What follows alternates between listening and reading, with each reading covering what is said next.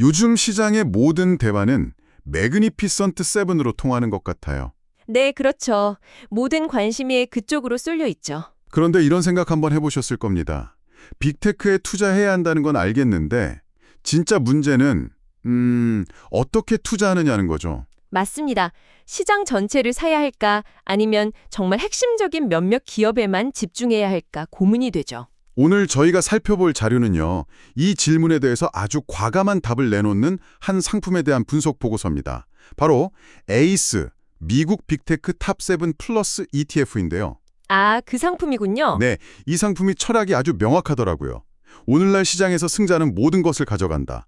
아니, 거의 전부를 가져간다는 거죠. 맞습니다.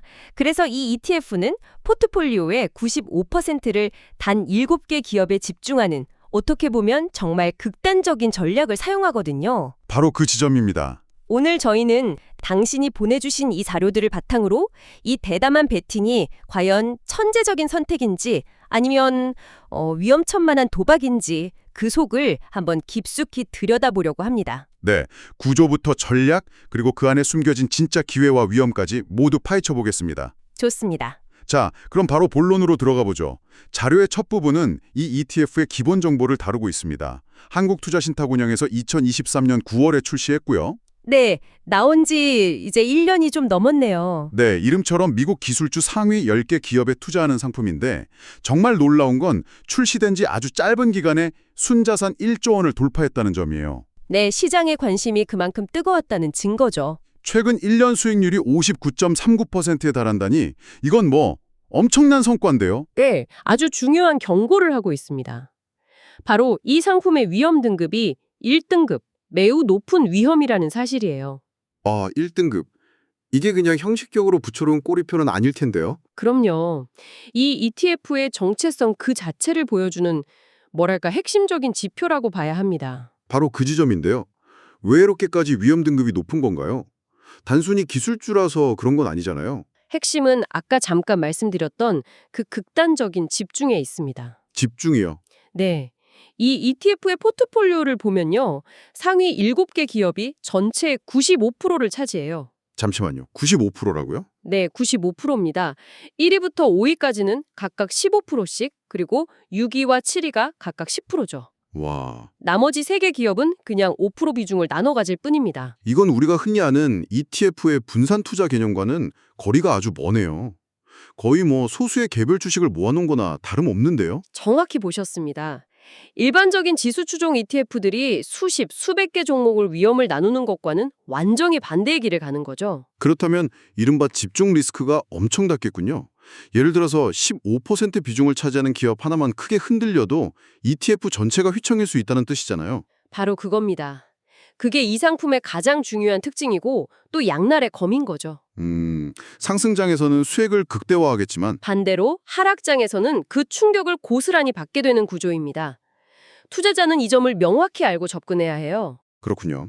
그리고 이 ETF가 추종하는 기초지수, 솔렉티브 미국 빅테크 탑7 플러스 인덱스, 이것도 좀 짚어봐야 할 것 같아요. 네, 솔렉티브. 그 지수도 중요하죠. 솔렉티브요. 사실 S&P나 MSCI처럼 익숙한 이름은 아닌데 어떤 곳인가요? 독일에 본사를 둔 지수 사업자인데요. 특히 이렇게 특정 테마나 전략에 맞춰서 지수를 맞춤 제작하는 데 강점이 있는 곳입니다. 아, 맞춤 대작이요? 네. 이 지수의 철학은 단순히 시가총액 큰 기업을 모아놓는 게 아니에요.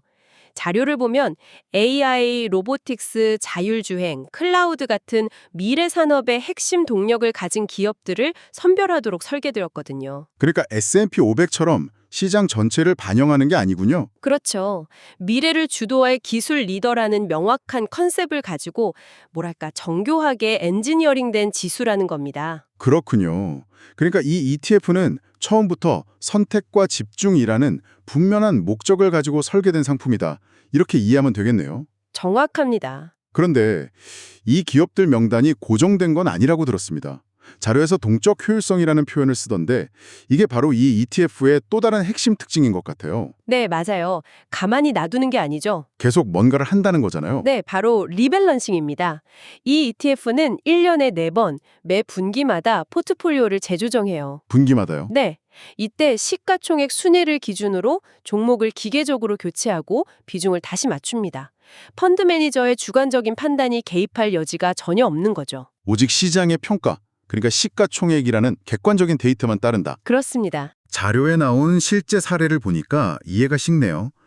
최근 리밸런싱에서 시가총액 순위가 밀린 AMD를 빼고 그 자리에 T모바일을 새로 넣었다고요? 네, 그런 식이죠. 이건 결국 시장에서 가장 힘이 센 종목, 즉 모멘텀이 가장 강한 종목을 계속해서 따라가겠다는 전략으로 보이는데요. 맞습니다. 모멘텀 전략의 일종이죠. 근데 한편으로는 오를 때 사서 내릴 때 파는 전형적인 추격 매매의 함정에 빠질 위험은 없을까요? 아주 좋은 지적이십니다. 그게 바로 이런 모멘텀 전략의 잠재적인 약점일 수 있죠. 그렇죠. 하지만 이 ETF의 전략은 개별 종목의 단기 등락을 쫓는 게 아니고요. 분기 단위로 시장의 구조적인 리더십 변화를 따라가는 것에 더 가깝습니다. 아, 구조적인 변화요? 네. 그래서 분석가들은 이 상품을 단순한 패시브 ETF가 아니라 규칙 기반으로 운용되는 액티브 라이트 상품으로 분류해요. 액티브 라이트요? 네. 시장 변화에 둔감한 순수 패시브의 단점을 보완하면서도 펀드 매니저의 감정적인 판단 실수를 배제하는 기계적인 장점을 결합한 셈이죠. 알겠습니다. 그럼 이제 가장 중요한 부분으로 넘어가 보죠. 이 포트폴리오의 95%를 차지하는 그 거인들은 대체 누구인가? 네, 드디어 핵심으로 들어가는군요. 자료에서는 이 기업들이 가진 경제적 해자를 깊이 있게 분석하고 있습니다. 물론 마이크로소프트, 애플, 엔비디아 같은 이름들은 다들 익숙하실 거예요. 그럼요. 애플의 생태계가 강력하다는 것도 다 아는 사실이고요. 이 자료가 그보다 더 깊은 오늘날 투자자에게 실질적으로 중요한 어떤 새로운 관점을 제시하고 있나요? 네, 그 점이 중요합니다. 단순히 해자가 있다는 사실을 넘어서요. 그 해자가 현재 어떤 식으로 작동하고 또 어떤 도전에 직면해 있는지를 보여준다는 점에서 의미가 있습니다. 도전이요? 네, 예를 들어 엔비디아를 보죠. 모두가 AI 칩의 성량을 이야기하지만 자료에서 지적하는 진짜 해자는 바로 쿠다라는 소프트웨어 개발 플랫폼입니다. 아쿠다. 개발자들한테는 아주 유명하죠. 그렇죠. 전세가 수백만 명의 AI 개발자들이 이 쿠다 환경 위에서 코드를 짜고 있거든요. 이건 마치 마이크로소프트가 윈도우로 PC 생태계를 장악했던 것과 같아요. 아, 한번 들어가면 빠져나오기 힘든 구조군요. 맞습니다. 설령 경쟁사가 더 빠른 칩을 내놓는다 해도 개발자들은 자신들에게 익숙한 이 생태계를 쉽게 떠나지 못하죠. 이 강력한 락인 효과가 바로 엔비디아의 막강한 가격 결정력의 원천입니다. 그런데 그 해자가 지금 도전을 받고 있다는 건 어떤 의미인가요? 바로 그 지점입니다. 엔비디아의 고객사인 마이크로소프트, 구글, 아마존 같은 기업들이요. 지금 자체 AI 칩 개발에 막대한 돈을 쏟아붓고 있습니다. 아, 자신들의 칩을 만들어서 쿠다에서 벗어나려고요. 네, 바로 그 시도를 하고 있는 거죠. 즉, 엔비디아의 해자는 여전히 깊고 넓지만 그 성벽을 무너뜨리기 위한 거대한 공성전이 이미 시작되었다는 걸 투자자들은 알아야 한다는 겁니다. 흥미롭네요. 강점을 분석하는데 그치지 않고 그 강점이 현재 어떤 균열에 노출되어 있는지를 함께 보여주는군요. 애플도 마찬가지입니다. 완벽한 하드웨어, 소프트웨어 통합 생태계가 해자라는 건 상식이죠. 그렇죠. 하지만 이 자료는 그 해자의 핵심인 앱스토어가 지금 미국과 유럽의 반독점 규제 당국의 집중 포화를 맞고 있다는 사실을 명확히 지적합니다. 그 견고했던 성의 정문이 강제로 열릴 위기에 처한 셈이죠. 또 다른 기업들의 질적인 변화에 대해서도 언급이 있었죠. 과거의 빅테크와 지금의 빅테크는 완전히 다른 동물이 되었다고요? 그렇습니다. 그 부분도 아주 중요해요.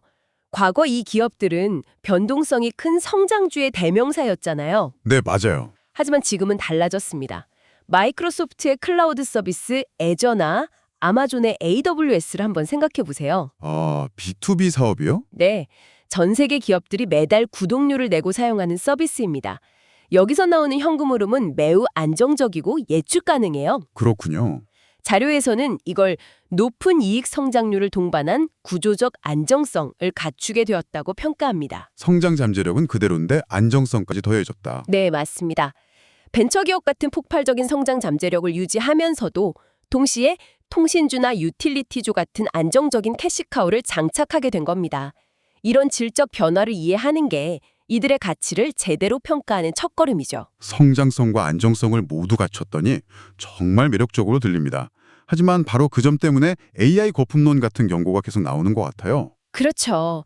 이 기업들의 주가가 너무 비싼 건 아니냐는 거죠. 이 자료에서는 가치평가, 그러니까 밸류에이션 문제에 대해 어떤 해법을 제시하나요? 전통적인 가치평가 지표인 주가수익 비율, 즉 PER만으로는 이들의 가치를 제대로 볼 수 없다고 지적합니다. 왜 그런가요? PER은 기업의 현재 이익 대비 주가가 몇 배인지를 보여줄 뿐 성장성을 전혀 반영하지 못하기 때문이죠. 그래서 자료는 대안으로 PEG 비율이라는 지표를 제시합니다. PEG 비율, Price Earnings to Growth Ratio, 조금 더 쉽게 설명해 주실 수 있을까요? 간단합니다. PER을 그 기업의 주당 순이익 연간 성장률로 나눠준 값이에요. PER을 성장률로 나눈다? 네, 예를 들어 어떤 기업의 PER이 30배인데 이익 성장률이 연 30%라면 PEG는 1이 됩니다. 만약 성장률이 60%라면 PEG는 0.5가 되죠. 아하. 일반적으로 PEG가 1보다 낮으면 그 기업의 폭발적인 성장성을 감안할 때 현재 주가가 오히려 저평가되었을 수 있다고 해석합니다.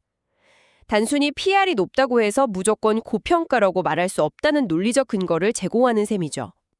그러니까 성장 속도까지 감안해서 주가의 비쌈과 쌈을 판단하는 훨씬 더 입체적인 지표군요. 정확합니다. 자료에 나온 엔비디아와 애플의 비교 사례가 아주 극적이었어요. 네, 그 사례가 PEG의 유용성을 가장 잘 보여주죠.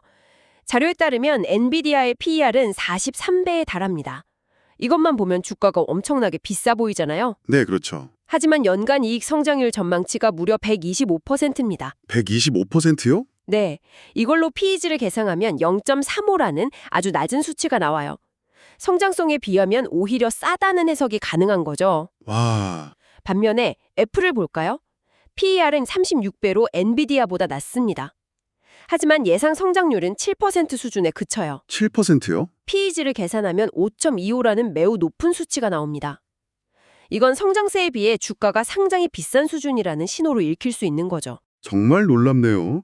똑같은 매그니피센트 세븐 멤버인데도 PEG라는 렌즈로 들여다보니 한쪽은 저평가, 다른 한쪽은 고평가로 보일 수 있다니. 네, 결국 빅테크를 하나의 덩어리로 보고 거품이다 아니다라고 논하는 것 자체가 얼마나 피상적인 접근인지를 깨닫게 해주네요. 바로 그 점입니다.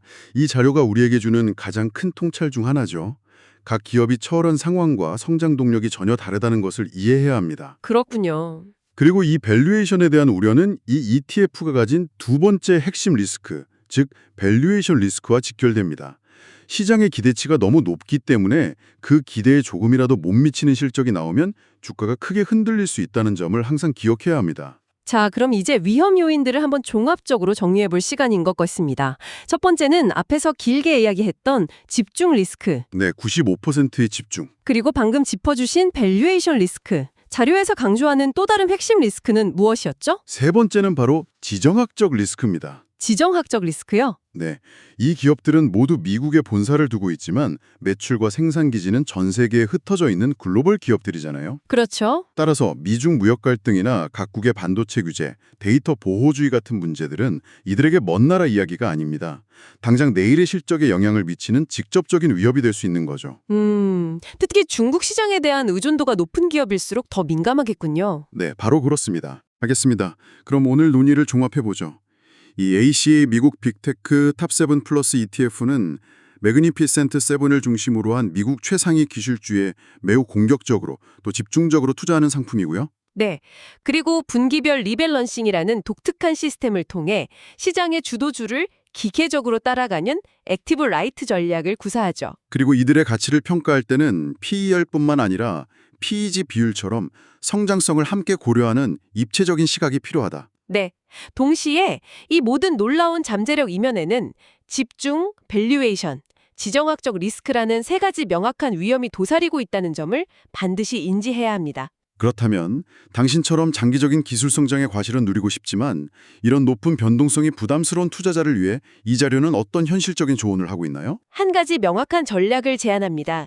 연금저축펀드나 IRP 같은 세제 혜택이 있는 연금 계좌를 활용하는 겁니다. 아, 연금 계좌요? 네.